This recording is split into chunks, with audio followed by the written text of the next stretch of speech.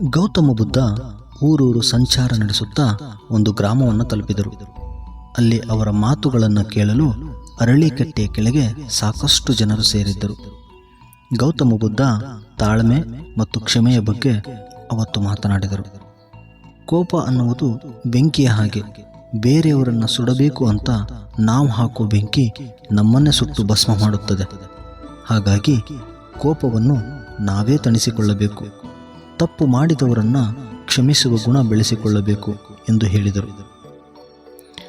ಆ ಕಾರ್ಯಕ್ರಮದಲ್ಲಿ ಒಬ್ಬ ಮುಂಗೋಪಿ ಇದ್ದ. ಅವನಿಗೆ ಗೌತಮ ಬುದ್ಧ ಈ ಮಾತುಗಳನ್ನೆಲ್ಲ ತನಗೆ ಹೇಳುತ್ತಿದ್ದಾರೆ ಅನಿಸಿತು. ಅವನು ಎದ್ದು ನಿಂತು, ನೀನೊಬ್ಬ ದೊಡ್ಡ ಆಷಾಢಭೂತಿ ಮನುಷ್ಯ. ನಿನ್ನ ಸ್ವಾರ್ಥಕ್ಕಾಗಿ ಸುಳ್ಳುಗಳನ್ನು ಹರಡುತ್ತಿದ್ದೀಯ. ನೀನು ದೊಡ್ಡ ಮನುಷ್ಯ ಆಗಬೇಕು ಅಂತ ಈ ಥರ ಜನರನ್ನು ಮರಳು ಮಾಡುತ್ತಿದ್ದೀಯ. ಸಿಟ್ಟಿನಿಂದ ಅರಮನೆ ಬಿಟ್ಟು ಬಂದವನಲ್ಲವೇ ನೀನು? ನಿಂಗೆ ನಾಚಿಕೆ ಆಗಲ್ವಾ ಎಂದು ಕೇಳಿದ. ಬುದ್ಧ ಇದನ್ನೆಲ್ಲ ಕೇಳಿದ ಬಳಿಕವೂ ಮುಗುಳ್ನಗುತ್ತಲೇ ಇದ್ದರು. ಇದರಿಂದ ಆ ವ್ಯಕ್ತಿಯ ಸಿಟ್ಟು ಇನ್ನಷ್ಟು ಹೆಚ್ಚಿತು.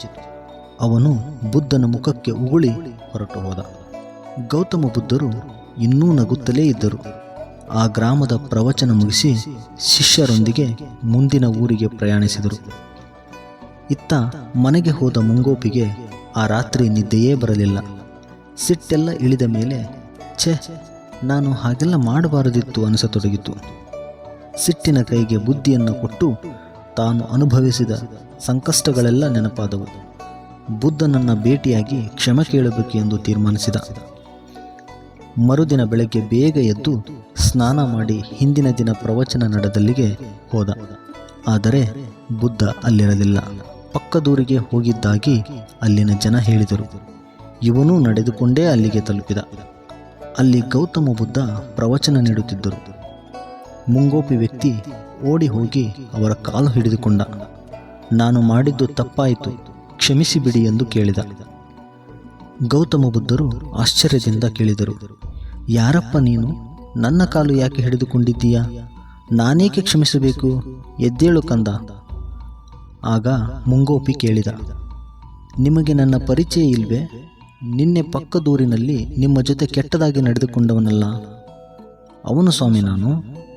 ನಾನು ಮಾಡಿದ್ದು ತಪ್ಪು ಅಂತ ಗೊತ್ತಾಯಿತು.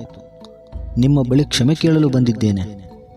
ಆಗ ಗೌತಮ ಬುದ್ಧರು ಶಾಂತವಾಗಿ ಹೇಳಿದರು, ನೀನು ಮಾತನಾಡುತ್ತಿರುವುದು ನಿನ್ನೆ ಎನ್ನುವುದಿದೆಯಲ್ಲ, ಅದು ಕಳೆದು ಹೋಗಿದೆ ತಮ್ಮ. ನಾನಂತೂ ಆ ಎಲ್ಲ ಘಟನೆಗಳನ್ನು ಮರೆತು ಮುಂದೆ ಬಂದಿದ್ದೇನೆ. ನಾನು ವರ್ತಮಾನದಲ್ಲಿದ್ದೇನೆ. ನೀನ್ಯಾಕೆ ಇನ್ನೂ ನಿನ್ನೆಯಲ್ಲೇ ಕಳೆದು ಹೋಗಿದ್ದೀವಿ? ನಿನಗೆ ನಿನ್ನೆಯ ಘಟನೆಯ ಬಗ್ಗೆ ನಿಜಕ್ಕೂ ಪಶ್ಚಾತ್ತಾಪ ಇದ್ದರೆ ನಿನ್ನ ಹೃದಯ ಪರಿಶುದ್ಧವಾಗಿದೆ ಎಂದೇ ಅರ್ಥ. ಅದನ್ನು ಬಿಟ್ಟು ಬಿಡು. ಇವತ್ತು ಒಳ್ಳೆಯವನಾಗಿದ್ದೀಯಲ್ವಾ, ಅದನ್ನು ಉಳಿಸಿಕೊ, ಅಷ್ಟೇ ಸಾಕು. ನಿನ್ನೆ ಆಗಿ ಹೋದದ್ದನ್ನು ನೆನಪಿಸಿಕೊಂಡು ಯಾಕೆ ಈಗಿರುವ ಸಂತೋಷವನ್ನು ಹಾಳು ಮಾಡಿಕೊಳ್ಳುತ್ತೀಯಾ ಎಂದರು. ಗೌತಮ ಬುದ್ಧರ ಈ ಮಾತುಗಳನ್ನು ಕೇಳಿ ಆ ವ್ಯಕ್ತಿಯ ಕಣ್ಣಲ್ಲಿ ಧಾರಾಕಾರ ನೀರು ಸುರಿಯಿತು. ಇಲ್ಲ ಸ್ವಾಮಿ, ಇನ್ಯಾವತ್ತೂ ಅನಗತ್ಯವಾಗಿ ಸಿಟ್ಟು ಮಾಡಿಕೊಳ್ಳುವುದಿಲ್ಲ. ಪ್ರೀತಿ, ಕರುಣೆಗೆ ನನ್ನ ಹೃದಯದಲ್ಲಿ ಜಾಗ ಕೊಡುತ್ತೇನೆ. ನನ್ನ ಬದುಕನ್ನು ಸುಂದರಗೊಳಿಸಿಕೊಳ್ಳುತ್ತೇನೆ. ಪಶ್ಚಾತ್ತಾಪ ಪಡುವ ಯಾವ ಕೆಲಸವನ್ನೂ ಮಾಡುವುದಿಲ್ಲ ಎಂದು ಮಂಡಿ ಉರಿದ.